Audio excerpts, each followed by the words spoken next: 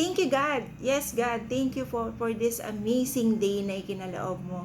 Truly, panibagong panimula, panibagong pag-asa, panibagong victory, celebrations, miracles na mula sa iyo, Panginoon. Maraming salamat po. Help us to fully entrust it all sa iyo, Panginoon. In Jesus' mighty and precious name. Amen.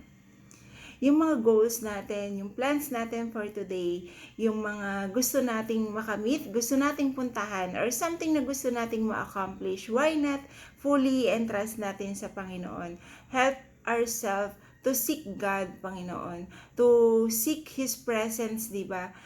Sa kabila ng lahat ng mga nangyayari at mangyayari pa, why not i-priority natin na yung presensya niya is laging nasa atin. Na yung great anointing niya sa anumang plano natin, sa anumang desisyong gagawin natin at this very moment, mamaya or bukas is siya na yung nangunguna. Siya na yung magde-decide ahead of us. Yung step forward natin, kumbaga 10 step na yun lamang niya sa atin. He secured our future. He is our future, and may you fully teach our heart and help our heart and mind na fully entrust ang dreams natin, ang goals natin sa Kanya. Walang masama, walang mawawala. It's your benefits pa nga.